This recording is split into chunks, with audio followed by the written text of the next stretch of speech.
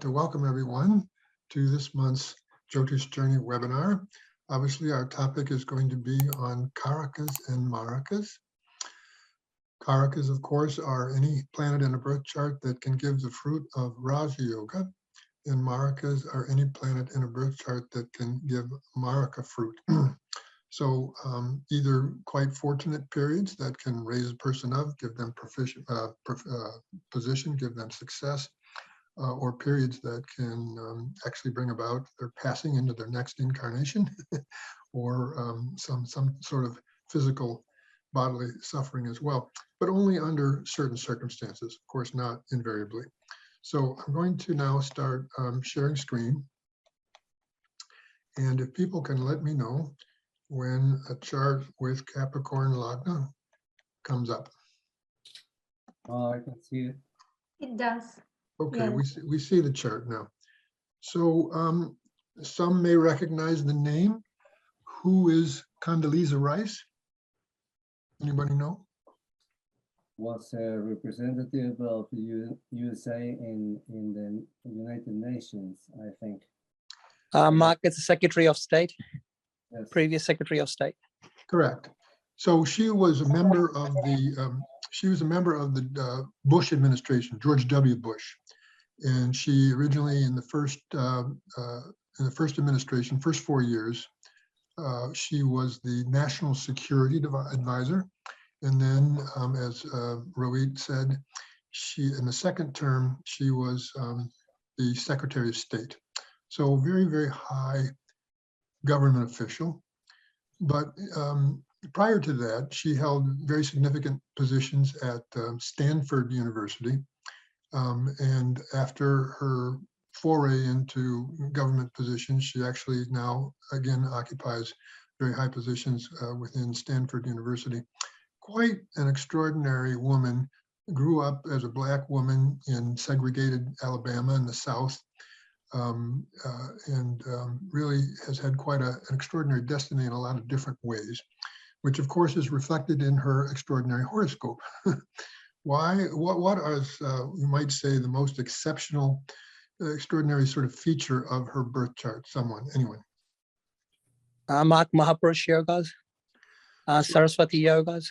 Well, hold on, one at a time, yes. So her chart is distinguished by having 4 Mahapurush yogas, right? So Mars exalted in the first, giving Rashaka yoga, Jupiter exalted in the 7th, giving Hamsa yoga, Venus in its own sign as the 10th lord in the 10th, giving Malavya yoga, and then of course Saturn in its exaltation sign in the 10th as the Lagna lord, giving Sasha yoga.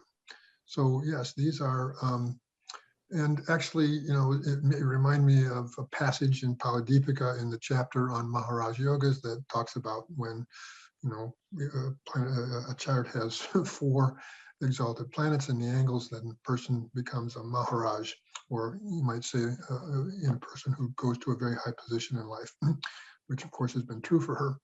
Now, what planets specifically are capable of giving the fruit of Raja Yoga? Let's take these one at a time here. Well, what are the planets that specifically are able to give the fruit of Raja Yoga? Venus and Saturn. So of course, Venus and Saturn, Venus as the Yogacaraka planet. It rules only, yes, good houses, and Saturn rules the ascendant and the second impressionable house. So it is one for Capricorn ascendant. I think this is one of the most beneficial yogas, the superior Raja Yoga. Correct. Venus, Saturn, yeah. Correct. So it's one of those special combinations that I refer to as superior Raja Yogas. And why would that be, Ekaterina? Again, just to emphasize that, why would that be? Why? Because they rule only good houses. Venus as a Raja Yoga Karaka rules only a trine and an angle, and Saturn rules an angle, and the second house it rules is impressionable. I mean, it is neutral, impressionable. Right. So, but equally no blemish, yeah. So that's exactly right, and that's why Venus and Saturn for a Capricorn Lagna can make an exceptional one. And what can make it more exceptional is when they're together in an angle, both in dignity.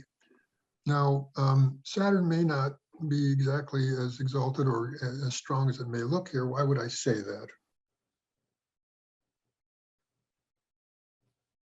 Check in the Navamsa, it is, a debilitated mark. So So it's in its debilitation sign it's in the debit. in the Navamsha, right? Yeah. And really, unless I'm missing something here, I don't really see any significant factor for cancellation. So Saturn is not quite as strong as it looks. But obviously, these are exceptional yogas. So Venus and Saturn gives the fruit of Raja Yoga. Who else? Venus and Mercury, the 9th and 10th Lord conjunct. So Mercury also, of course, becomes a Raja Yoga Karaka in a couple of different ways. It's the 9th Lord and the 10th, so by placement, but it's with 2 angle lords. So obviously Venus, Saturn, and Mercury, for anybody with Capricorn, particularly falling as they do here in the 10th house, really can be exceptional combinations. And therefore, what happens to the sun here? Well, how would we think about the sun as being a part of this? It's the impressionable 8th lord, so it will give the results of the planets it is conjunct with or associated with as this impressionable lord.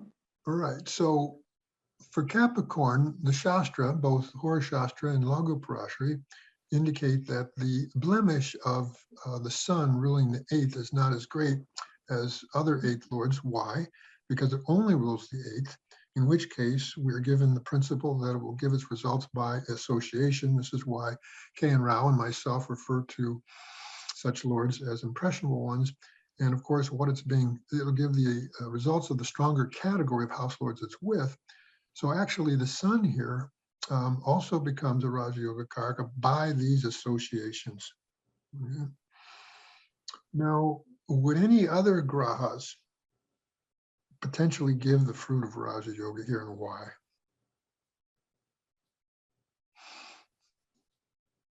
There's one other that would be capable of giving this result also. Maybe Jupiter, because it's in angle with all these planets, and being in Kendra, this is that kind of Raja Yoga, mutual co-workers in Kendra from each other. Right, so it is a mutual co-worker with Venus and Saturn. This is when 2 planets are in angles from each other, and in this case, they're in angle houses and they have good dignities. This produces a kind of an unusual or a unique Raja Yoga combination called mutual co-worker. When a person runs that period and sub-period, it gives Raja Yoga effects. It's not the kind of Raja Yoga indicator that the Laghu Parashari is talking about. There is one more graha that is capable. It's Mars, Mark, 4th Lord in the 1st. 4th Lord in the 1st, Raja Yoga by placement. Actually, I guess then there's 2 more because there's another one that has not been mentioned yet that can definitely give this result as well.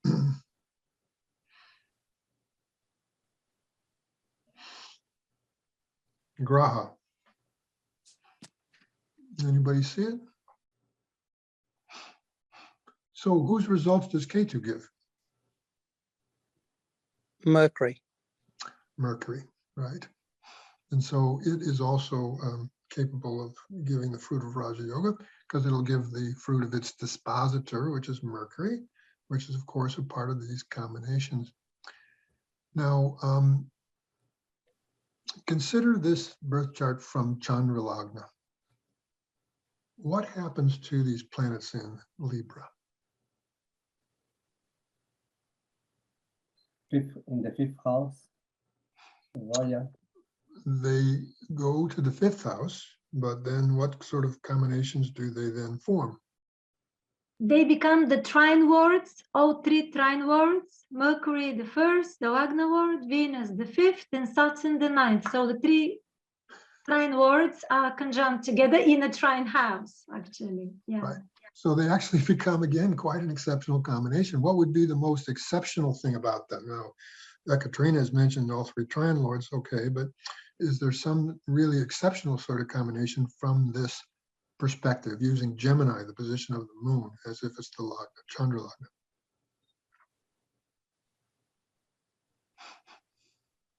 Would it be the 4-5 combination of Mercury and Venus? Is that a Maharaja yoga? It is a Maharaja Yoga, but not because it's 4-5, it's because it's 1-5 and the 5th from there. So, Maharaja Yoga, as defined in Brahmacharya, is when the 1st and the 5th lords are either in the 1st, in the 5th, or when they exchange.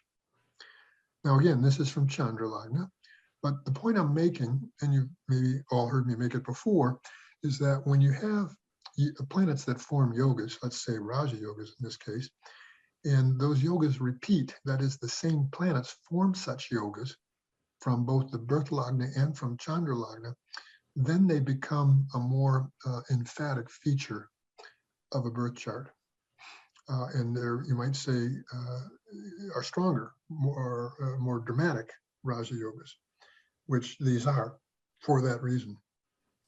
Now, coming back to qualifying the planets involved in this yoga, we've talked about Venus being Swakshetra, we've talked about Saturn being not quite as exalted as it may look. What about Mercury? Does anyone see any source of strength for Mercury here? Exchange in Navamsha. Good. So Georgie highlights here, if you everyone look at Navamsha, you'll see that Mercury and Jupiter exchange signs, which gives them both of them a source of strength. So you have these yogas, they repeat from the moon, planets involved have sources of strength. And then what do? We see dasha sequence, right? We'll see what parts of these yogas are being activated when. And because so many of the grahas in her chart give the fruit of Raja Yoga, it's one of those charts, it's one of those lifetimes where pretty much a person continuously runs Raja Yoga giving periods, because you can see starting at age 9, she moves into her 19-year Saturn period that took her up to age 28. Then she runs 17 years of Mercury, and then she runs this 7 years of Ketu, followed by the current period, which is Venus. So she runs continuous dashas that are activating these, pretty dramatic Raja Yogas. Now, if we're going to be highlighting, you might say, well, what the article was about was not just about, determining which planets give the fruit of Raja Yoga. It was really about when such a planet is running, what sub-periods within that major period are going to bring out the fruit of the Raja Yoga the most, right? And let's focus on, she ran Mercury, you can see, from age 28 to 45, right? So what sub-periods within that would you think that would bring out some of the best fruit of Mercury? What are some of the principles that we talked about in the article for determining that?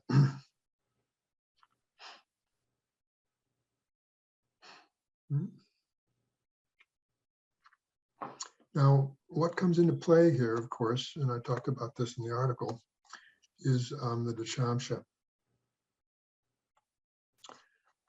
And I'm going to say that this is a Dashamsha that I think needs rectification. The birth time is not precise. I have no doubt that the Lagna of the birth chart is correct, but I don't believe it gives necessarily a correct set of divisional charts. There's no way of being absolutely certain of this, but I think it's really quite likely that Capricorn, not Sagittarius, is the D10 Lagna. But coming back then to my question, what sub-periods within the major period of Mercury would you then highlight the most as being ones that can bring out the strongest fruit of the Raja Yoga potential that Mercury shows? Venus, Mercury, Venus. Oh, Venus, obviously, right? I mean, because it's the 9-10 Raja Yoga in the 10th. So, this is a combination that is particularly highlighted in the law group Rashri as, raising a person up. And regardless of whatever is the Dashamsha Lagna, the Mercury, Venus are connected there as well. And then sort of what else would also bring it out?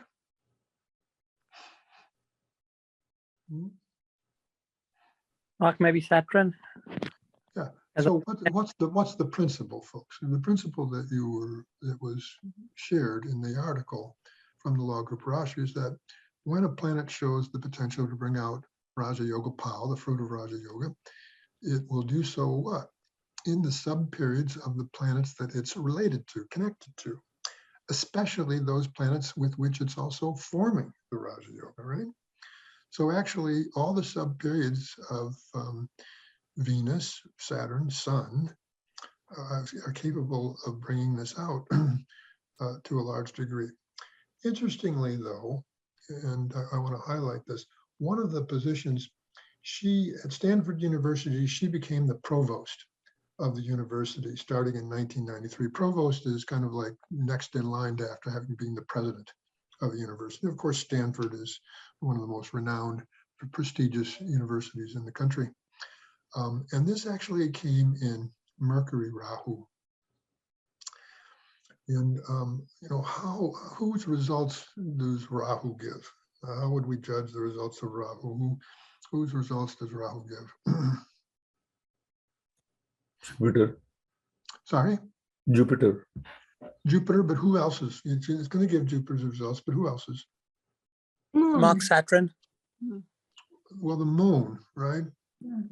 And, there's a word that's used in Parashar Hor for the seventh house. I'm not sure I'm pronouncing it properly, but it's called Padonati, Bodonnati, which means the position giver. And Lord of the seventh, planets in the seventh, can give positions, can give them why? Because 10th from 7th 10th. house is 10 from the 10th. Yeah, yeah. It's this principle of Bhavat Bhavam, house to the house, right? Which for the seventh house, it's the 10th from the 10th. And you'll see this, that planets in or related to the seventh house will give positions, particularly if they are involved in some yoga or otherwise well-disposed. So Rahu giving the results of who? Giving the results of the moon, the seventh lord, also giving the results of Jupiter in the seventh house. And Jupiter itself is not involved in any angle trine combinations, but it is a Mahapurush yoga. And it's also involved in that mutual co-worker type Raja Yoga with planets in the 10th house. So this really doesn't have much to do with the timing that was indicated in the article from the Law Group Rashi, but this is how it could be seen that this period and sub-period would give such a result. But then, of course, the positions for which she's most known were the ones she occupied in the George W. Bush administration when he became president, which started when she was the national security advisor for him. This would have began in January of 2001.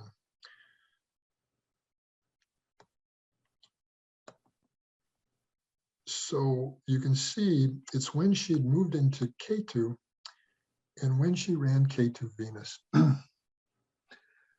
So consider Ketu Venus again. So Ketu here is more than any other planet bringing out, it's giving her highest and most high profile position to date. We talked about how Ketu here is giving the results of Mercury, and therefore it's activating these major Raja Yogas in the 10th house. But then the sub-period of Venus.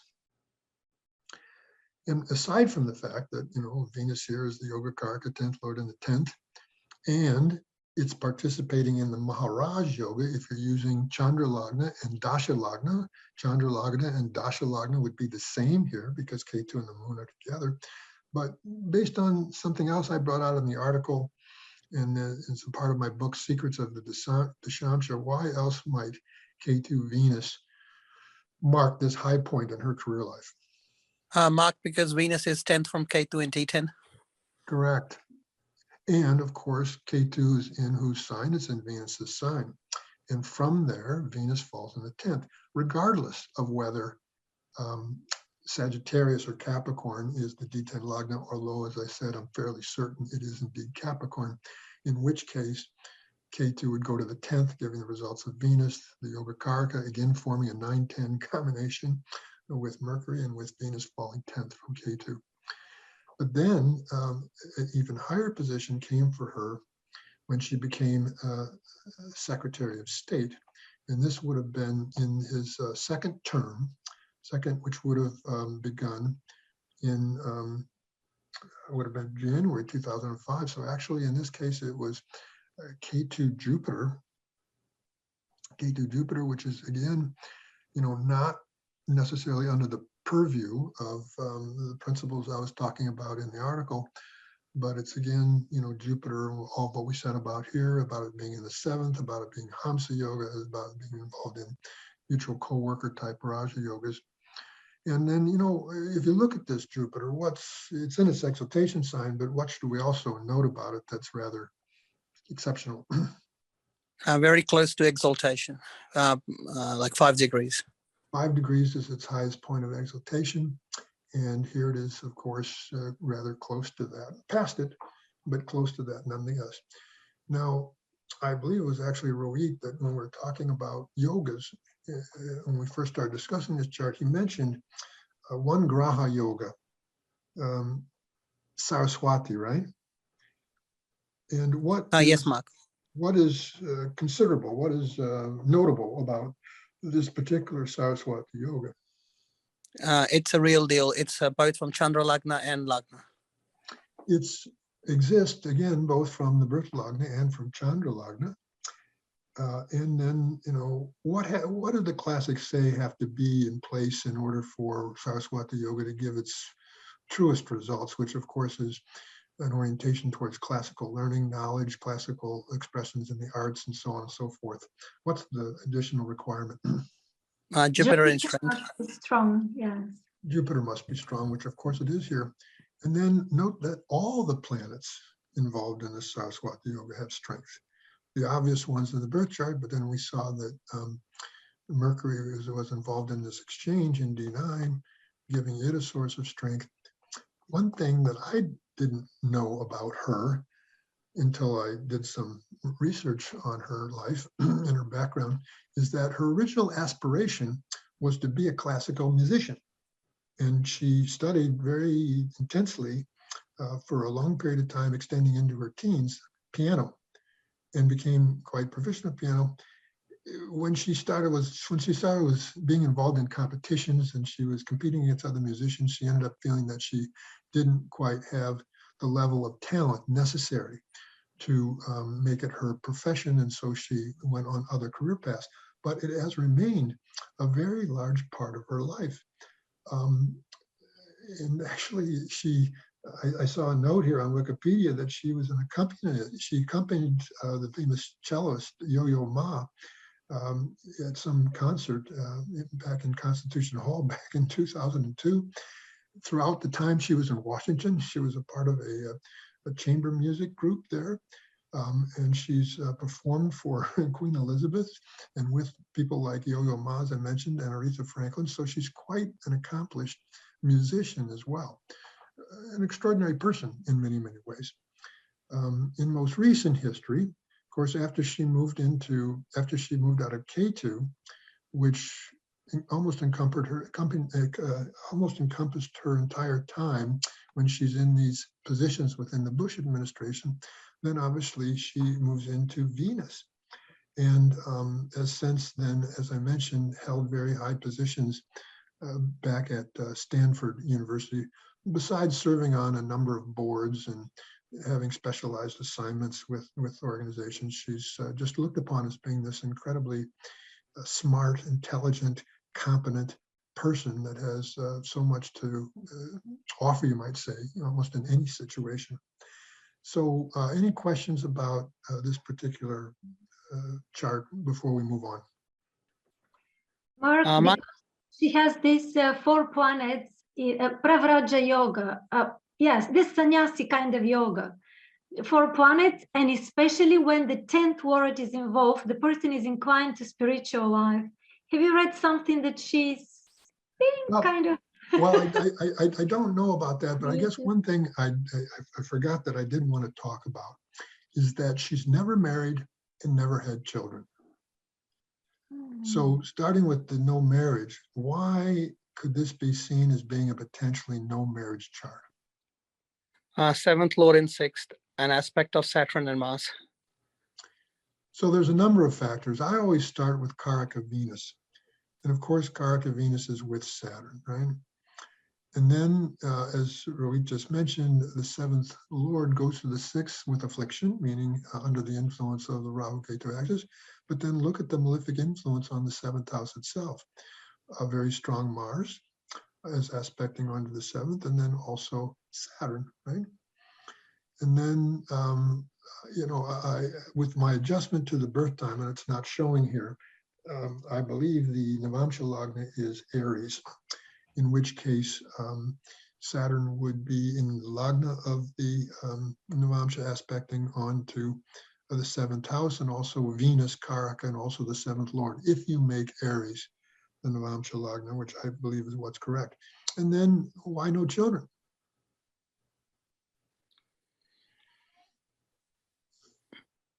Here's a woman with a very exalted Jupiter. Why no children? Because fifth Lord Venus is with Saturn, combust. That's one reason. I mean, the fifth Lord Venus is under the, Saturn is the planet of delay or denial, right? So you've got Venus, the fifth Lord, but then look at Karaka Jupiter, even though it's in this exceptional dignity, it again gets the aspect of both Mars and Saturn, particularly Saturn. Saturn is the planet that denies. So these are the indications in her chart that she's never married, never had children. May not, well, certainly won't have children at this point. I suppose she still could marry, but it seems unlikely. And Yes, May, and from the moon again, the Venus becomes the fifth Lord, and it's with Saturn, which from the moon will be the eighth Lord. So yes, it repeats from the moon. Right. Yeah. Even from the moon, the seventh Lord is Jupiter, again gets the aspect of Saturn. Right. So, you see the various factors that this has been her particular destiny with regards to these factors in life. But an incredibly accomplished woman, so talented. All right, we are going to move on here. Mark, can I ask one question? Sure.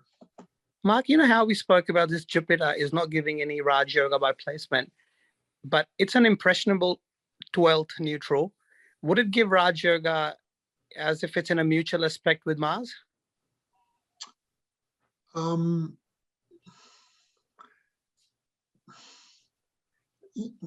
It's an interesting question. So what you're saying is that Mars gives Raja Yoga, Jupiter as a 12th Lord is impressionable, it's in a mutual glance with Mars, and so in its period and sub-periods, could it also give Raja Yoga in that way? I suppose. Because Lagu Parashari Singh says that it will, or otherwise it will give the results of other lordship. Right, and it will. So I would say yes. All right, no problem. Thank you. Yeah. So again, we're going to move on here.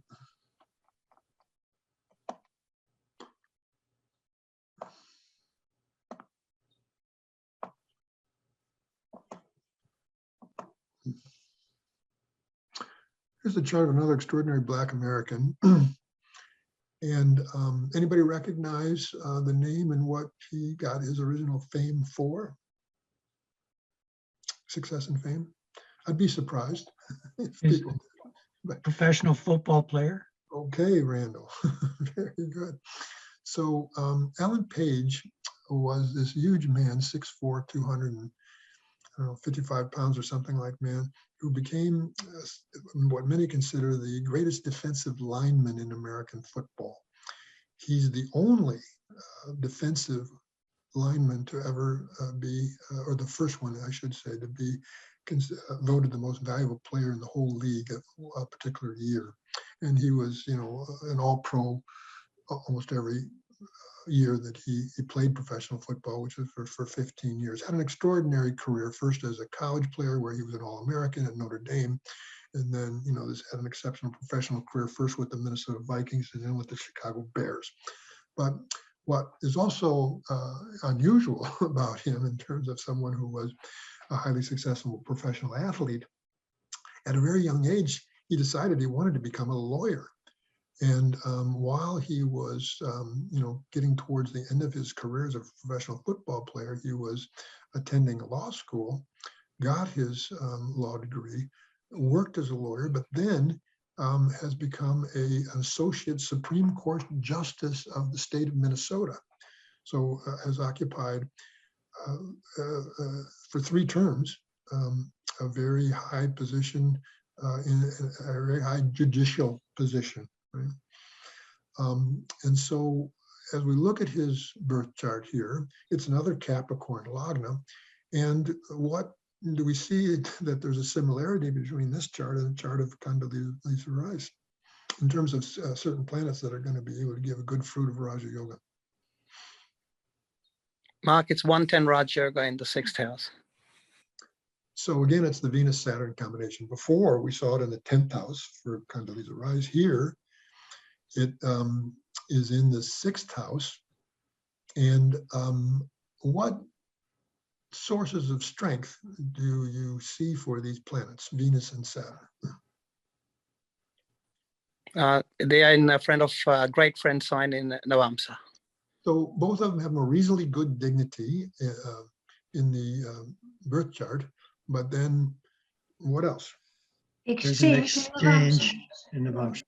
Everyone, please see that Venus and Saturn in D9 exchange. Never miss this, because again, it becomes a very good source of strength for any planets. And of course, when those planets are very yogic, like Venus and Saturn are, best combination for this Lagna, then it means the quality of the magnitude of the yoga can come out rather strongly. And then, what can be the significance of Raja Yogas forming in the 6th house? What can be a good thing about that? Is it good for competitions or legal disputes or something like that? Right. So the 6th house is the house of competition, right? And so a person, when they have Raja Yogas, it can be being very successful in that way, which he, of course, certainly was. But then, the 10th Lord in the 6th can put you in a high position in a court, which he certainly was, because he was a judge. So it's interesting to see that this combination is one that gave him most great success on the football field, in a competitive sport, but then also in the courtroom. And to see the timing of that, it's one of those instances where a person gets the right dasha at the right time of life. Because you can see, if you look down at the table showing the Vimshotri dasha, that he enters his 20-year Venus period right at age 17. He's starting to get into those years where you might say peak athletic years. This is like a senior in high school, age 17, and then up to age 22, he's being an All-American football player at Notre Dame, and then he enters at age 22, he enters the professional rank. And this would have been, his first period and sub-period where he's playing football professionally and being a star, was in Venus, Mars. And how could this have been predictable based on the principles that were being discussed in the article? Let me get the D10 up here first of all. Why does Venus, Mars really begin to start to bring out this fruit of, it was being brought out before, but this is one of the sub-periods that brought it out to a very, very large degree. Mark, Mars is an unrelated Raja Yoga giver planet. That's it.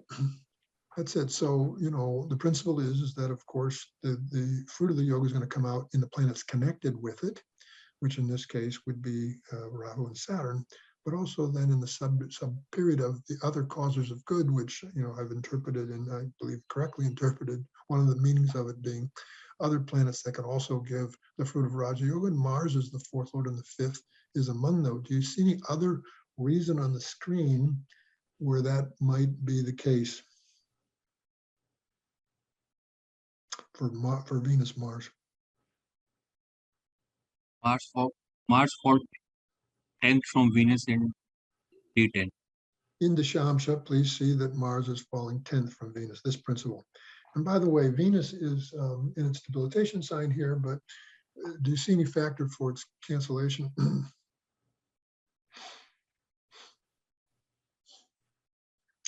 Who is the exaltation lord of Venus? Jupiter, And where does it fall in the Shamsha? in a quadrant, in an angle. In an angle, right? But then what follows Venus, Mars?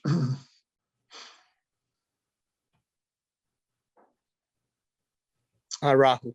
Venus, Rahu, and you can see it's a 3-year period and was in effect from age 24 to 27, 1970 to 1973.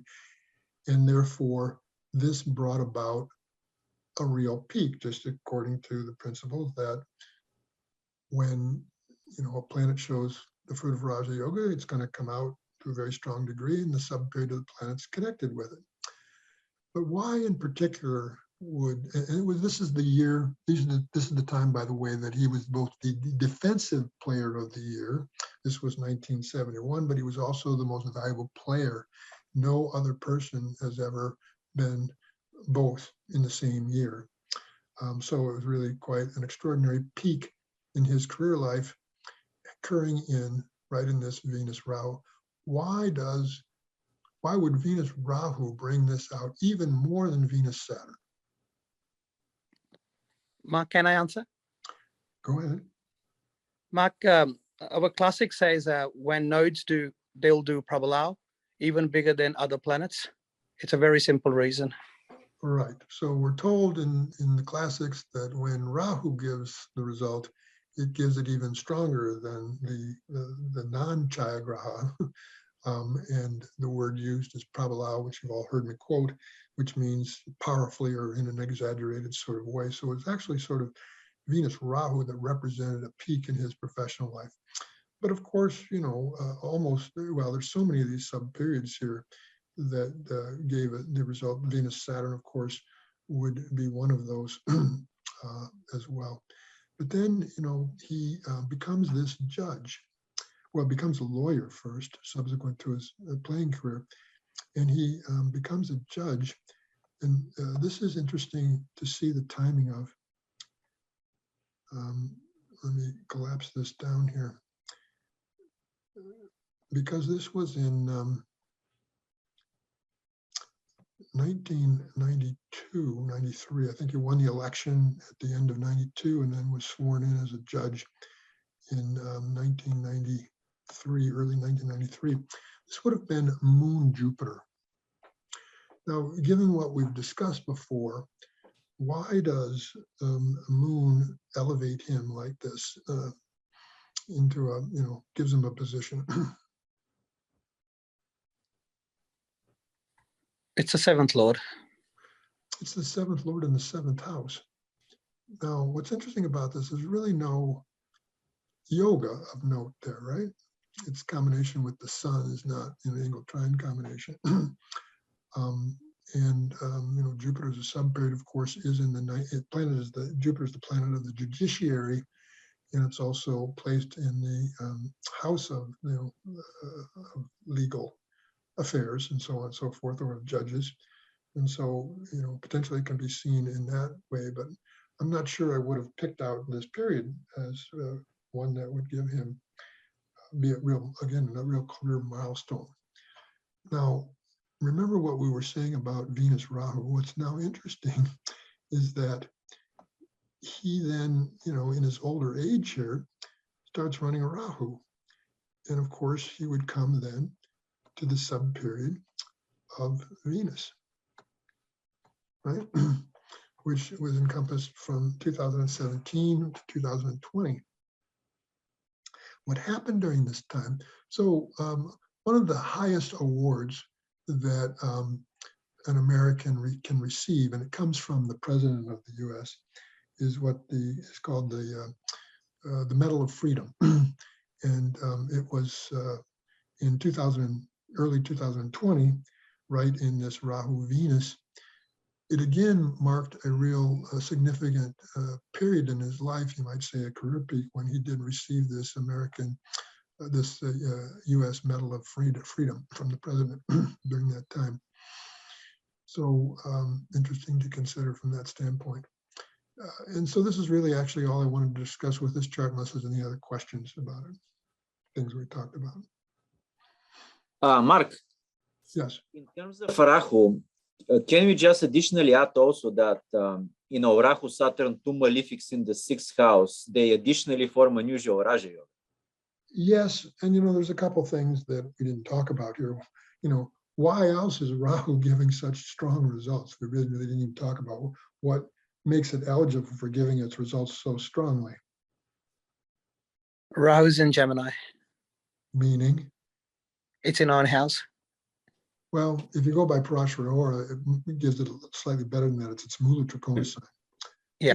You will find Rahu in Gemini, and I could show you example after example after example of it giving its results so very strongly. And typically, more benignly in general, the nodes, if you guys saw my article on Rahu, when they're falling in the signs of Mercury and Jupiter, and then are involved in yogas, they can actually give the results in a very positive sort of way, as they did here. Maybe one more reason why Rahu is giving, very strong results is even more than, say, Saturn as a sub-period, besides it being in its Mula Trikona sign. What else is it in?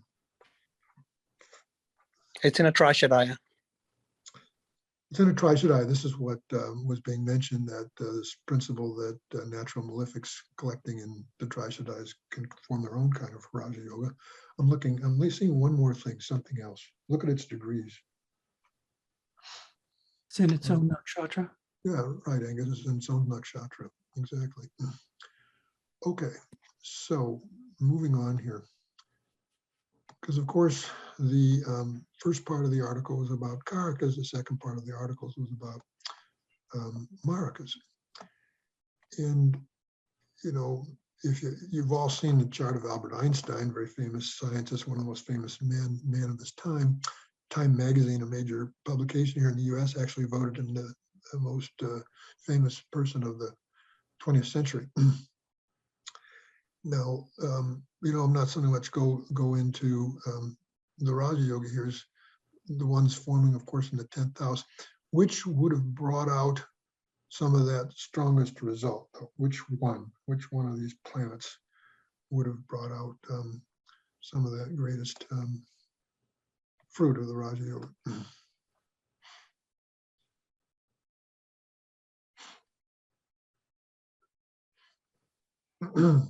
Well, which one's strongest? Venus. Exalted Venus. Venus, of course, is just a few degrees away from its highest point of exaltation. It rules the 5th house of intellectual discrimination and intelligence. It was during his initial fame came from his seminal papers that he wrote on the theory of relativity, where the famous equation equals mc squared and so forth, for which he got the Nobel Prize. And this was happening in his Venus major period. But of course, he was, incredibly famous, even more famous, later on. But really what I want to talk about here is the period and sub-period where he passed. So I will give you the information that it was in the major period of Rahu. And according to what principles were being enunciated in the article that come from the Laghu Parashara and also from the Bhavarva Ratnakara, why is Rahu, what qualifies Rahu to be a killer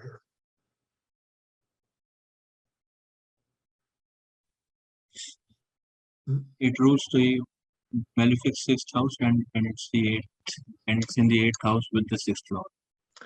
It's in the 8th house, giving the results of the 6th lord. And what you could recall, one thing I was bringing out in the article, the way in which Parashara Aura is very clear on the fact that any planet that is seen or is classified as a functional malefic for a particular lagna, which Mars certainly is, it's considered the most holy functional malefic for this lagna, besides being a natural malefic, can play the role of Maraka, does and can play the role of Maraka. So Rahu, one, because it's a planet in the 8th house, but two, because it's giving here the results of the 6th lord, can and did play the role of Maraka.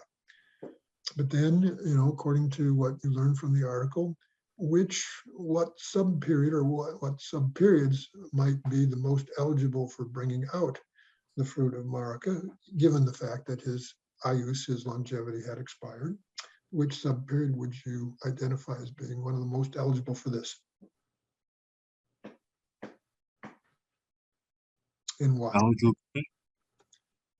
Sorry? Rahu Jupiter. And why would you say this? Because Jupiter is also of similar nature. It's a Maraka. And even falls in the 2nd house from Rahu. So this is a very good educated guess, Drew, but it did not turn out to be the period where you did pass.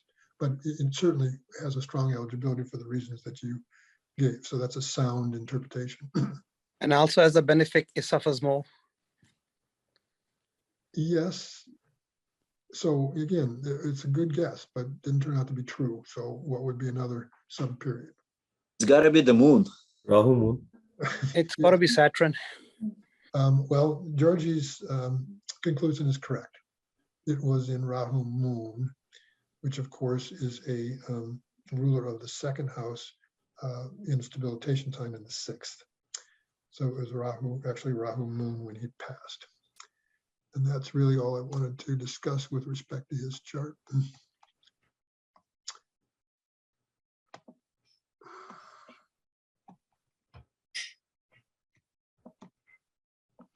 So who is this individual? The famous French writer, author. author Famous of the French 3 author? Musketeers. Yes, he wrote these wonderful adventure classics, all of which that have been turned into movies.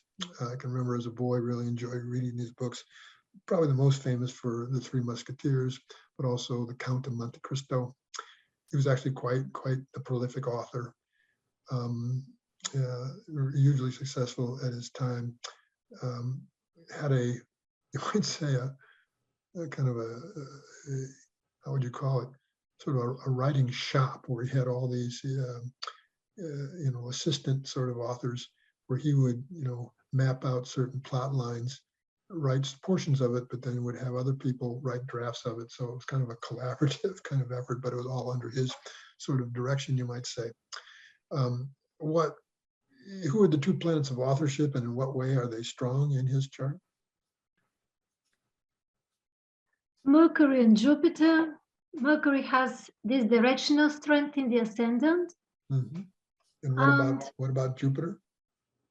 Jupiter in Leo is in a sign of a great friend. And Jupiter is Vargotama. Yes, it's Vargotama. Yes. So you've got Mercury in the ascendant here getting directional strength, but also some other source of strength. Mercury is strong in 2 ways here. It's also Vargotama. And then what significant yoga is it involved in? Saraswati Yoga. Yes, Saraswati Yoga. What else? Buddhaditya. It's a good Buddhaditya yoga, right? So we see Mercury's qualifications here to make him such a prolific writer, and then Jupiter here is Vargotama. And he was one of those, when I did in the Jyotish journey, and some of you may remember this because you've been involved for that long, the very first article I ever produced, it was more like a small book because it was 100 pages, was entitled A Literary Love Affair. And it was all about the charts of famous authors like Alexander Dumas, fictional authors. And it was very interesting for me to see that many of them wrote their masterpieces in either the major period of Mercury and the sub-period of Jupiter, or the major period of Jupiter and the sub-period of Mercury. It was in Jupiter Mercury that this man wrote the classic for which he's most known, The 3 Musketeers. So Jupiter here, besides being a part of Saraswati Yoga and having this great strength, what other yogas does it form? Kesari Yoga. it's a part of a Kesari yoga, in which again, both planets have strength. And, the moon here is the Lagna Lord, not far from its highest point of exaltation. It's not a bright moon, but has this strength. And this man was, quite well known, you might say, and does have immortal fame, you might say, which, such yogas can give. What else? What other fruit of what yogas besides Kesari yoga and then Saraswati yoga? What else does Jupiter give? Dhyana yoga is the word of the ninth in the second house. Dana yoga. This Money man, yoga. Mhm. this man made a lot of money. He also spent a lot of money as a result of his earnings from his literary achievements. But there's also some yoga here that we've not talked about yet that's relative to the article. Some yogas, I should say. They're not graha yogas, folks. They're yogas based on house lordship.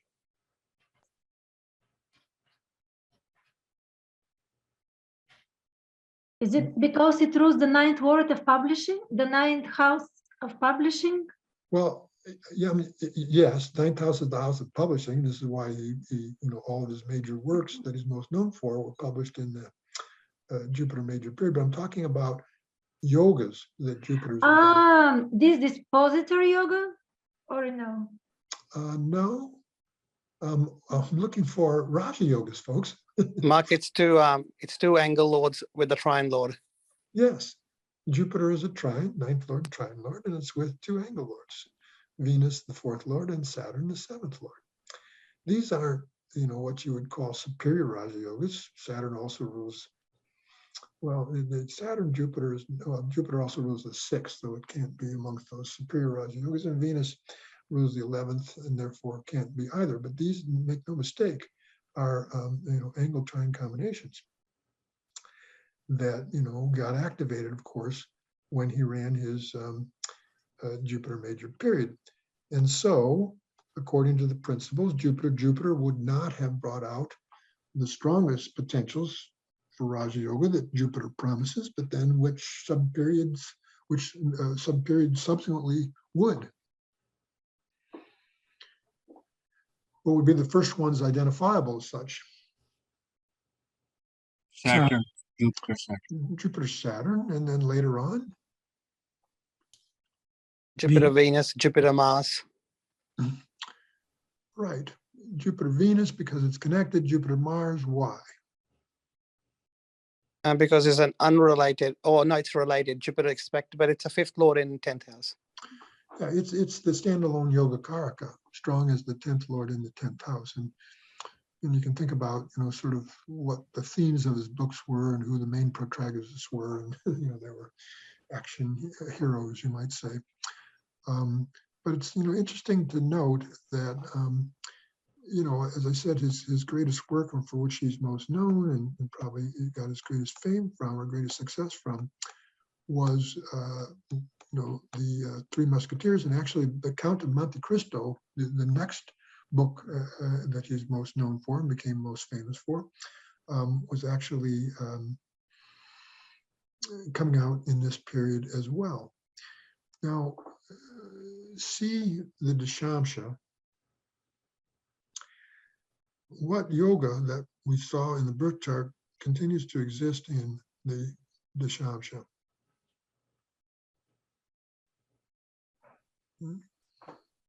Saraswati. Saraswati yoga. Yes. When yogas repeat in certain key divisional charts, like Navamsha, like Dashamsha, they're a very noteworthy sort of thing, because again, they become a more emphatic part of a birth chart. And then, why here does Jupiter as a major period give such strong results relative to his career life? In what way was that predictable? Well, there's an exchange between Jupiter and Saturn in the Dashamsha. First of all, its debilitation in Capricorn gets very effective. It canceled in two ways. It's because of the exchange that was just highlighted, but also because it's with an exalted planet. And then, what kind of exchange is this? 4 4, 5. 5. 4-5. Mercury is the Lagna Lord in the 7th house, debilitated, but also getting, Nicha Bhanga Raja Yoga. And his first literary success and fame, he started writing plays that were actually quite successful as well. And this would have been in his Rahu period. Of course, Rahu in the birth chart is connected to the yoga forming planets in the in Leo. And then also, of course, is giving the results of Saturn, which is a part of those yogas. And then there it is in the Lagna of the Dashamsha. And I think I mentioned in the article, there are classical Jyotish that give Rahu's own sign as being Virgo. And anyway, it's in the sign of Virgo, sign of Mercury, aspected by Mercury. So this is how it could be seen that Rahu also gave him these kind of results. Now, coming to the time of his passing, what planet here in the birth chart, probably more than any other, becomes a very obvious Maraka? Definitely Saturn. Yes. It is the 7th Lord Maraka in the Maraka house, and it's Saturn, so definitely Saturn. That's exactly right. Saturn could not be a more obvious Maraka here. And in what, of course, besides being the 7th Lord, it's also a malignant 8th Lord. What sub-period, therefore, would you potentially highlight as being the one when this would bring his passing? Well, it's got to be Saturn and Rahu, right? You're on a winning streak today here, Georgie. That's exactly right.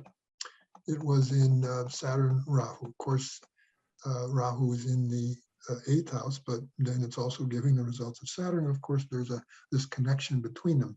One could have said Saturn Venus, Saturn Jupiter, Saturn Ketu, any of those planets that it's also connected with in the 2nd house. They become strongly eligible for giving out the Maraka Pal that Saturn portends, but it was Saturn Rahu, as Georgie correctly guessed. Good for you. Any questions about anything we've said here before I move on? Yes, Mark, I just want to clarify something that we maybe many times have, but when exactly a Nicha Bhanga becomes a Raja Yoga, Yes. Who should be in the ascendant, in an angle, the planet itself, or could you please clarify on this part especially? Yeah, you'll hear different teachers and different sources say different things about this. Yeah. What I believe to be true, and the way I judge this myself, is that when you have a planet that first of all is Nicha, and then it's Nicha Bhanga, and then it falls in an angle, and to a lesser degree in a trine. So it's either in an angle. The surest way that I've seen this way is when it falls in an angle. The planet itself, the planet that is Nicha. Planet itself Should be in an angle from, yes, the ascendant, or from the moon, or mainly from the ascendant. Mainly from the ascendant. You may recall, Katrina, that I think one of the first charts I discussed in the article was that of the British movie star Julie Christie, right? Mm-hmm. She had Gemini Lagna and had her Mercury in Pisces in the 10th. It was with Venus, an exalted planet. So there's the Nicha, it's in Pisces. There's the Bhanga, it's with the exalted Venus, and it's in an angle. Yes, the planet itself. Yeah, the planet itself. And so this is where you'll see Nicha Bhanga Raja Yoga. And by the way, this could and should be applied to the divisional charts as well. Yeah. I found it to be a very effective operative principle with respect to Vargas, such as Navamsha and such as D10, as we see here. I hope this answers your question. Yes, thank you for clarifying again. Sure, it is a point of confusion. Not every debilitated planet that is also getting its debility canceled becomes a Raja Yoga giving planet. This is important to understand. Mark, can I ask a question? Yes. Mark, this Buddha Aditya Yoga in this chart, is this a Buddha Aditya Yoga? Yeah. As Mercury's combust? And first and fifth lords? No, I understand what you're asking. Well, so let me back up. What produces it's not any Sun-Mercury combination that's going to give Buddha Ditya Yoga. It's only when the planets involved are connected to either the first house, the fifth house, or are the first lord and the fifth lord. So since this Sun-Mercury combination is involved in the first house, this is what makes it a Sun-Mercury combination that is a true Buddha Ditya Yoga. Now, you mentioned combustion here. The combustion here is not that significant a factor, and combustion is definitely overcome in my experience when the planet has some other source of strength, which Mercury has two of them. We talked about it having direction strength and also particularly it being Vargotama. And then you can just see what the result was.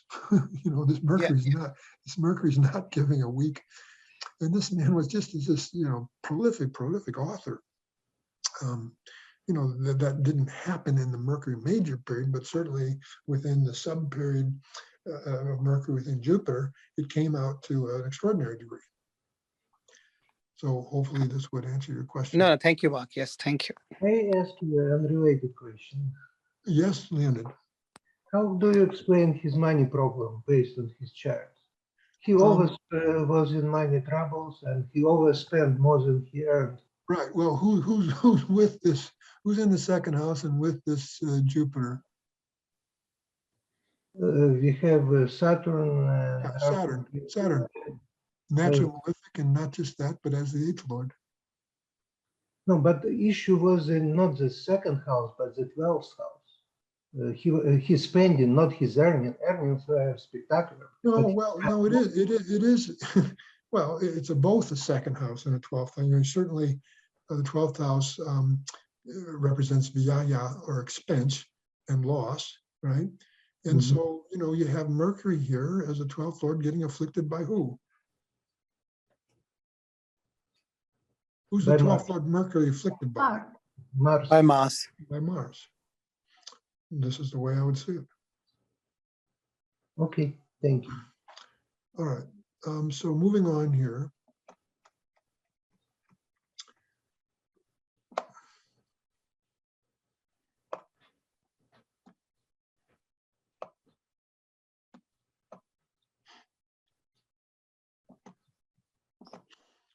Who is Amelia Earhart? It is an astronaut, a woman who disappeared flying on a plane. She was flying over the oceans. She was even the first woman to do something related to flying, and she disappeared mysteriously. Okay, so yeah, substantially correct. I think you used the word astronaut, and I think you meant pilot, right? Yeah, pilot, yes. So not wasn't in space, yes, only pilot. Very famous woman aviator, right? In fact, what Ekaterina correctly said is that she was the first woman to do a solo transatlantic flight. And some of her greatest fame, well, she's very famous in her time. Some of her greatest, her sort of enduring fame, comes as a result of her mysterious disappearance. She, with another individual, a co-pilot, a man, were going to fly around the world, and at some point, relatively soon into their flights, they just disappeared, and it was presumed that they crashed and they died. And so this is who Amelia Earhart is. Now, starting with planets that can give the fruit of Raja Yoga here, and which might be the better combinations that way, what do we see? Mark, it's 1-9 and 1-10 Raja Yoga. So the first lord is Mars, and the ninth lord is Jupiter, and there they are together in the fifth house. So this is actually qualifies for what, one thing that Prashahor says about Mars, it becomes a good yoga karaka based on its associations. And its best associations this way could be with either its two friends, the fifth lord Sun, or the ninth lord Jupiter. Here, of course, it's with the ninth lord Jupiter. And And it's disposited by a sun who's the fifth lord and the fourth. So a Raja Yoga underlies a Raja Yoga. This is always something to take a look at as well. What's the blemish here? Saturn. Aspect of Saturn, right? That's Planetary, also 110 Raja Yoga. Yeah, planetary it's war. Planetary there, war, yeah. there's a mutual glance here, right, between Saturn and Mars, but it's not an angled triangle. Or I'm sorry, I take it back. I take it back. Mars, of course, is the first lord. So its mutual glance with Saturn as the 10th lord is an angled trine combination. So Mars is giving Raja Yoga in two ways. Of course, this is at the same time an affliction onto this combination, and they are involved in a planetary war. Now, as many of you know, there are different thoughts and controversies about, how you judge the winner of the war. I do it by the factor of brightness because I believe that's what the Shastra, particularly Paladipika, indicates how this should be judged. But, that aside, they do form this yoga. And the fact is, when she ran her Jupiter Mahadasha, starting at age 27 in 1925, this is exactly when she started to become famous. And in fact, we see a related planet here, Saturn, who's also, forming the yoga. It was in Jupiter-Saturn that in 1928, she was a part of a transatlantic flight, but it was not solo. But then in 1932, and this is interesting to consider again, because it was in Mercury. And, I didn't give all the passages from the Laghu Parashari, but, I could quote one that said, in the unconnected sub-period of a Trishadai, then this is when the fruit of the yoga could come out. And this is actually when the fruit of the yoga did come out. This is when she took this solo transatlantic flight. And if we look at Jupiter, Mercury, now here, Katrina, you were talking about Nichabanga Raja Yoga. You asking me about Nichabanga Raja Yoga, right? Yeah. So in what way is Jupiter here giving Nichabanga Raja Yoga? How could it be seen that Jupiter is a major period in D10 is going to give this result? Jupiter is Nietzsche, but because it's conjunct with an exalted Mars, it's Nietzsche Banga. And then, because Jupiter is in an angle from the ascendant and in the moon, in addition, it gives Nietzsche Banga Raja Yoga. Right. The only thing I would add to that is that it's debilitation is canceled twice, not only because it's with the exalted Mars, but also aspected by its sign lord Saturn. Dispositor. It's dispositor Saturn, right? Right. And forming highly significant yogas, both angle trine combinations, but also a rather afflicted, but still Gajikesari yoga, right? And this fame that resulted from her solo transatlantic flight, which occurred in the Mercury subperiod. What we see about Mercury here, of course, is that it's two planets that have strength. This period and subperiod of two planets that have strength and are in a good positional relationship from each other in D10, being 5-9, right?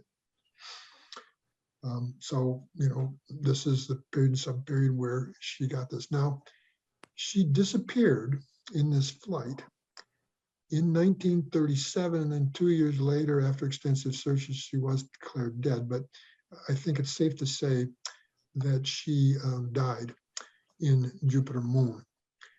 How, according to the principles that we've learned about in the article, how does Jupiter first as a major period and then the Moon as a sub-period give Maraka Pal, fruit of Maraka? Jupiter is the 12th lord with a malefic 8th lord. Good. Well, first of all, Jupiter is the 12th lord, and in the hierarchy that was given in that article, after planets in or connected to 2 and 7, the 12th lord was identified as being kind of the next up on the list on the hierarchy for being eligible for bringing this result. And of course, this is quite afflicted 12th lord Jupiter, with both Mars, the 8th lord, and Saturn as a natural malefic and also a functional malefic for this Lagna. And then the subgrade of the moon.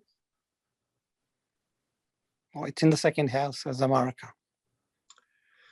It's in the second house with the Maraka's second lord. And, it's activating her Kesari yoga. And this is what she's most famous for. She's most, she's got immortal fame, you might say, for disappearing mysteriously and everyone knowing exactly what happened for when she was trying to fly around the world.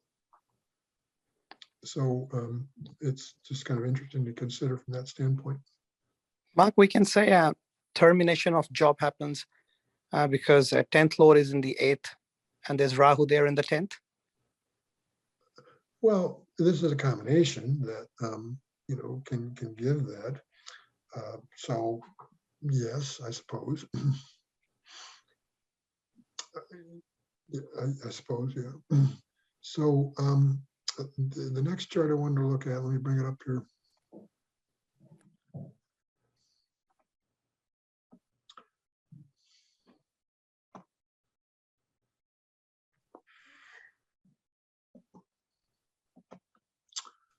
Who's Bobby Kennedy, also known as RFK? Who's Bobby Kennedy and what's he known for? Maybe brother of JFK. Brother of JFK. Was the Attorney General and running for president as well when he was assassinated. Right. So hearing what Angus said there, when his brother, he was actually his brother's campaign manager. And then when they won the election, he had a law degree. So his brother, even though he was very, very young, made him the Attorney General of the United States, and he served in that capacity in that administration. Later on, he became a senator from the state of New York, and as a senator from the state of New York, he was running for president, or for the Democratic nomination for president, I should say, in 1968, when he was assassinated. It was kind of viewed as if he would have likely won that nomination, but of course, we'd never know. It wasn't to be because of his untimely death. So what are some notable features of his chart before we get into any timing and, what stands out to you? 110 Raj Yoga in the 7th house and 2 benefics in the 9th. Yes. So the 110 Raja Yoga, it's not happening in the 1st, not happening in the 10th, but it is happening in the 7th, right? And so Saturn is the 10th Lord, Mars is the 1st Lord. Mars is here in its exaltation sign. And continues to have a good, well, I'm going to bring up D9 here so people can see it.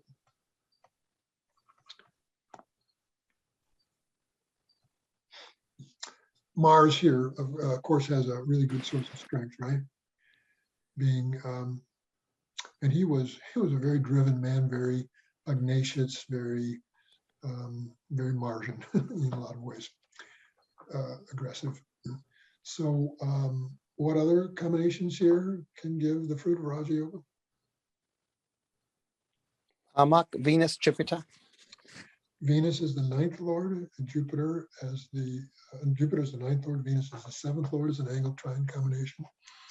Before actually coming back to that Mars-Saturn conjunction, please everyone see that what happens to that combination from the moon, where Saturn becomes now the Lagna Lord exalted in the 10th with an angle Lord again, the 4th Lord. So these are some significant yogas in his chart. When he became, it was in January 1961 when the Kennedy administration began that he became Attorney General. This would have been Rahu Moon. Rahu Moon. Let me pull D10 back up here again.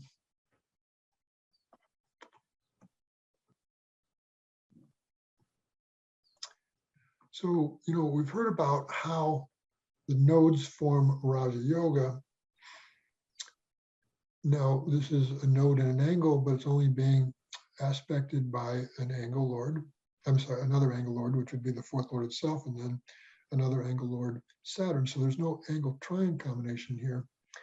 But by what principle that, you've heard me talk about a lot, and I actually wrote an article about, could Rahu as a major period raise him up in this way and give such a significant position?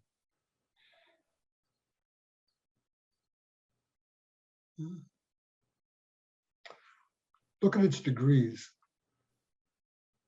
In the nakshatra of Saturn, Pusha? Yeah, it's in the nakshatra of Saturn, right? So it activates this Raja Yoga, yes. Right, and activated Raja Yoga in that way. You'll see that in the Shamsha, they continue to be connected because they're so close in degrees. They continue to be connected there with Rahu and Aries. You may remember me talking about that from that article. Again, I'm not sure that the D10 Lagna here is as it exactly should be. I've not worked on it enough to be able to make a strong opinion about it one way or the other, but so I'm not really sure where these planets fall with respect to the ascendant of D10. But then, he became a senator, a U.S. senator in January of 1965. So Jupiter has the potential for giving Raja Yoga power, right? Fruit of Raja Yoga. As we talked about, what's particularly strong about this Jupiter? Besides being Swakshetra, what's rather strong about it? Vargotama, it's in the Also last degrees of a dual sign, yes. Also Vargotama, you'll see it continues to go to Sagittarius. It's moved to Trikona sign in the Vamsh. And then the time when he became a senator from New York, January 1965, would have equated to the subperiod of Saturn. So again, that same principle, major period of a planet that gives Raja Yoga, subperiod of a planet give Raja Yoga. They're not connected in the way in which the Laghu Prasha is referring to as being connected. There is a connection in the sense that Saturn aspects Jupiter, but that's not the kind of connection that they're talking about. So it's that idea of a major period of planet gives Raja Yoga and an unrelated subperiod of a planet that also gives Raja Yoga. And you see the fruit of the Raja Yoga that Jupiter is coming out in that subperiod. But then Jupiter was the major period that killed him as well. Again, by what principle we talked about, or you saw in the article, could this be indicated? How does Jupiter become a Maraka here? It's the 12th word, but it's with the Venus double Maraka, the second and seventh word. In two ways. First of all, it's the 12th Lord, just as we saw, just as we saw previously in the chart of Amelia Earhart, who also had Aries ascendant, and Jupiter was also her 12th Lord, and was also the period that killed her. Same thing here, but it has the additional qualifications to give Maraka because it's also with the second Lord Venus. And both her chart and his chart are examples how the same period that's giving you the fruit of Raja Yoga is also giving you the fruit of Maraka when the person's ayus is expired. Now, he was actually assassinated June 6th, 1968, which would have been Jupiter Mercury. And again, based on what you learned in the article, why does Mercury as a sub-period within the major period of Jupiter become a killer for bringing out the fruit, the Maraka fruit of Jupiter? How does Mercury as a sub-period do this? Why? By what principle?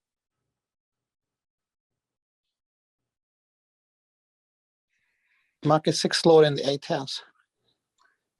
Well, what kind of planet is Mercury for Aries? Of course, it's one of those wholly functional malefics, right? Since it rules both the 3rd and the 6th.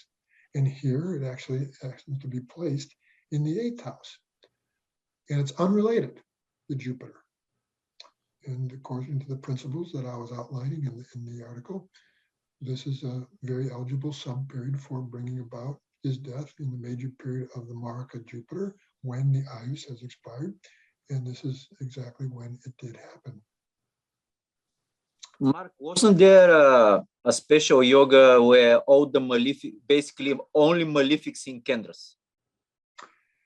Well, there's a Sarpa Yoga, right? Sarpa Yoga is when all malefics, it's usually when all malefics are in angles exclusively. Okay. So whether the moon is somewhat of a breaking of that yoga, that's a question mark. The moon here is not a bright moon. It's an afflicted moon in a couple of different ways. There's some question about that, but yes, you're remembering correctly that when all malefics are in the angles and there's no benefics, then this is something called a Sarpa Yoga. And it's a malefic yoga, obviously. Now, just on another thought, what in his chart indicates that he had an older brother that achieved such a high position, was president of the US? Exalted 11th Lord. Exalted 11th Lord involved in a significant yoga if you use Aquarius as the Lagna, which would be like, his brother's chart. Okay, well, any other thoughts or questions about this chart then? Mark, I didn't quite catch how Rahu contributes to a Raja Yoga. Yeah, it doesn't by itself form Raja Yoga or give the results of a planet that gives Raja Yoga in terms of its sign disposership. You've heard me talk about this idea of Udu's clue, right? Where a planet that you're running, major period of running, is in the nakshatra of some planet. And then that nakshatra lord will give you a big clue of the results it can give as well. And, I've shown any number of examples, both in the article I wrote about it in these discussions. And the point is that Rahu's in whose nakshatra? It's in Saturn's. Right. And we talked about the kind of results that Saturn can give in terms of Raja Yoga. Okay, thank you. Clear? Yes.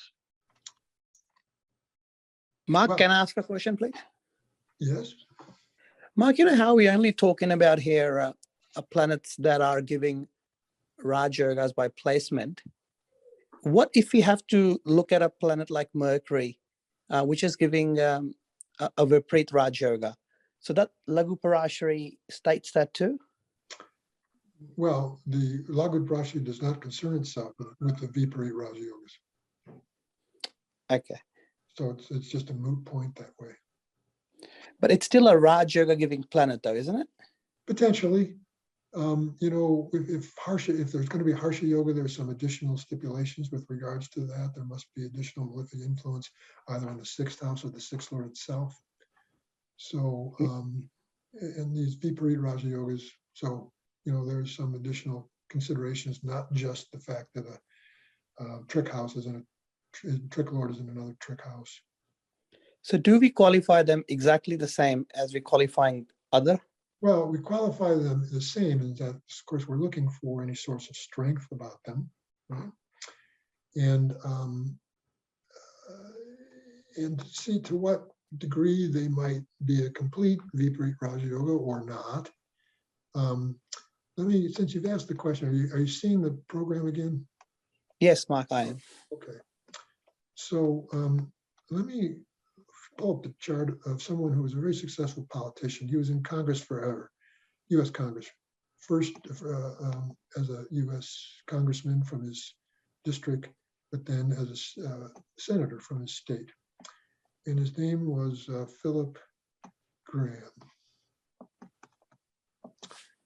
So the Viprit Raja Yogas that Rohit's referring to are the ones given in Paladipika that are defined by when a trick house lord, 6, 8, or 12 is in another trick house. And again, there are some additional stipulations with regards to those. But then in the Sanskrit classic Uttara Kamarita, it talks about what might be called a full Viprit Raja Yoga, which only applies when all trick house lords are together in a trick house and there's no other house lords involved. So look at this person's 6th house. The 6th lord Mercury is in the 6th house, and the 12th lord Jupiter joins, and the 8th lord Sun joins. There's no other house lords that aren't trick house lords a part of that configuration, right? Yeah. And of course, a very strong sixth house, as Kay and Rao used to talk about all the time, is good for a politician because essentially an election is a contest, is a competition. And it was in his Jupiter. Well, first of all, it was in Rahu. Who's Rahu giving the results of? Sun. The sun. So it's going to activate this full Viprit Raja Yoga. And then it was in Jupiter that it was in Rahu that he became a congressman. It was in Jupiter that he became a senator, and he continued in that capacity, throughout the Jupiter major period. So this is an example of what I would call full blow Viprit Raja Yoga. And it's interpreted in the same way, in the sense that, I think this might be your question, it's interpreted the same way in that what sub-periods are going to bring out the fruit of this Viprit Raja Yoga the most? Well, of course, Yes. the answer is the ones connected to it and helping to form the yoga. So I believe, I'm going from memory here, but I believe I'm correct on this. It was in Jupiter Mercury that he became a senator. So this is activating period and sub-period of the Viprit Raja Yoga. Let me show you one more example. There's a Academy Award-winning actor by the name of Tommy Lee Jones. Yeah, he's also got in sixth house.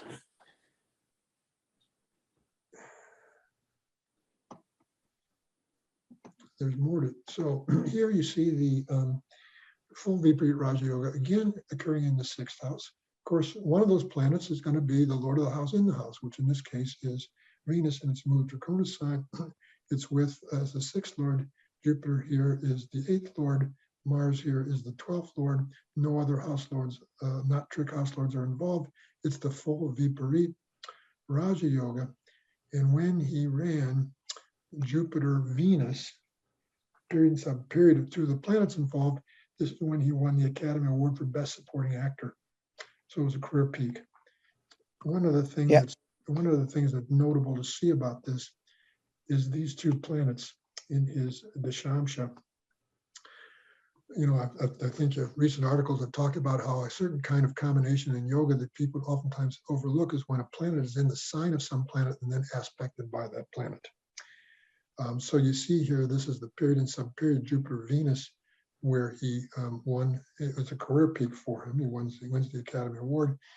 Jupiter is the Lagna Lord in the ninth, aspecting back onto its own Lagna that contains an exalted Venus. It was in Jupiter-Venus that he won. Yeah, thank you, Mark. Yeah, this should answer your question. Anything else? Okay, that is our webinar for this morning. And so unless there's any other questions about what was in the article, we'll have our Sanskrit prayer. Okay. Om Masato Masa Gamaya, Tamaso Ma Jyotir Gamaya, Marityur Ma Vritam Gamaya, Sarvesham Swasti Bhavatu, Sarvesham Purnam Bhavatu, Sarvesham Mangalam Bhavatu, Loka Samasta Sukhino Bhavantu, Om Shanti, Shanti, Shanti, Hari Om Tat Sat. Thank you everyone for your active participation. And so until we all meet again next month, namaste, and let us all pray for world peace. Bye for now.